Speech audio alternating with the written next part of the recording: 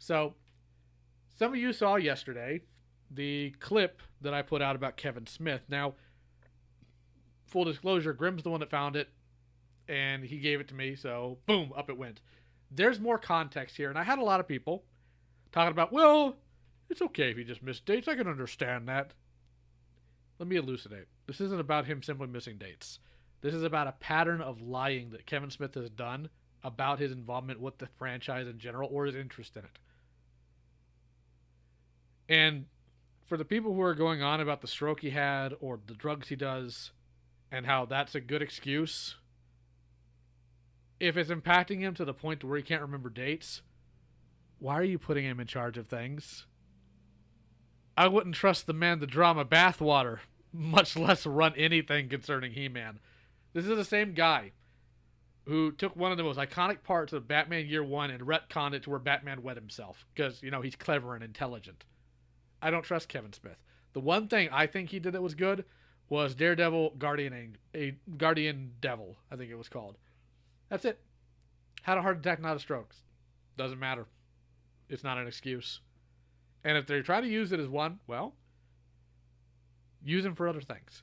Let me set the table here for you. This isn't the first time Kevin Smith has talked about He-Man, but it's also not the first time he's lied. So let me go ahead and remove the control room so we can pull up the video. By our dear friend Grimm, by the way. And that's what I love about all this. So, let's do this. I have been waiting for this day. Since we started working on this 2 years ago. In fact, I've been waiting for this day since I used to watch He-Man and the Masters of the Universe. I have no love for He-Man. Sometimes I know, but I have no love for He-Man either, but he's got a place in the world in the comic books. For reference, this was 10 years ago, him saying this. Well, I've been waiting since I was in... No, he hasn't been waiting. He didn't watch it. He didn't care. Story. You can't make fun of somebody else's interest. You're like, He-Man's stupid. I like Batman. When I was a kid, I'd watch He-Man and Masters of the Universe when I got home from school. From 1981 to 82, it was a ritual. I know, but He-Man was in pre-production in 1982. And for those of you who might say, well, maybe he was talking about toys. Did you go home and watch your toys? Or did you play with them? Continuing. I have no love for He-Man either, but... And, you know, I was 10, 11 years old. I was wearing a uniform. I had no control over my life whatsoever. You dream of, like, being in charge. So I said, well, what do I have to do? Whose fucking dick do I have to suck to get this job?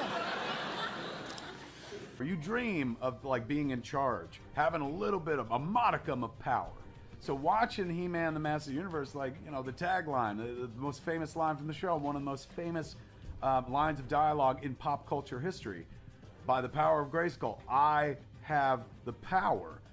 That's something that, as a kid, you're sitting there going, yeah, man, that's wish fulfillment. I know, but I have no love for He-Man either, but... It always appealed to me. I have no love for He-Man either. I have no love for He-Man either. I have no love for He-Man either. So much so that when I got the call about meeting with Mattel, and they said, He-Man, and instantly my eyes lit up, because I was like, all those toys that my parents wouldn't buy me, I can now play with in the form of this cartoon. I know, but I have no love for He-Man either, but... For me, it was wish fulfillment as a kid watching He-Man take power, and as an adult, He-Man gave me the power, man. Whose fucking dick do I have to suck to get this job?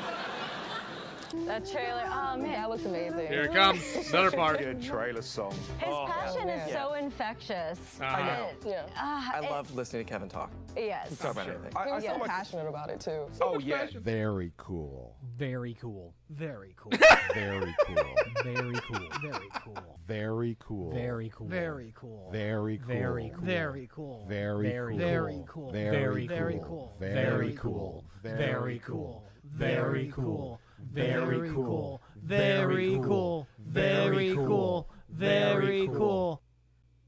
This new series, Revelation, picks up right where the original left off. Our version of Masters of the Universe Revelation was meant to address all the characters and storylines from the old show and bring it into the present, so that if you were a kid back then, you know, every day after school watching the cartoon, it's almost like this is a continuation of that cartoon. Picks up right where the original left off. We pick up kind of spiritually where He-Man and the Masters of the Universe left off. Picks up right where the original left off. Right where the original left off. Right where the original left off. Remember how happy you were as a kid? Here's more, you know, so there's no good reason not to bring it back. Almost like this is a continuation, kind of spiritually.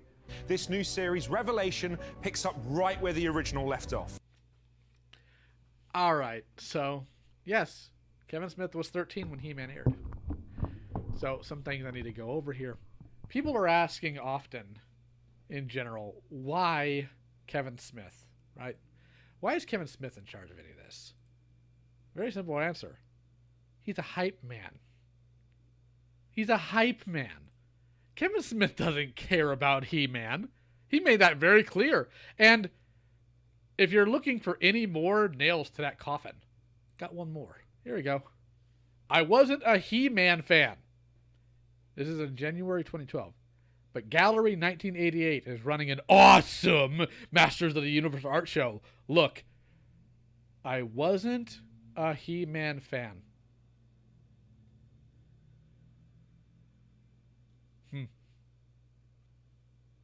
He's a hype man. He's a hype man who will lie to your face and think it's okay.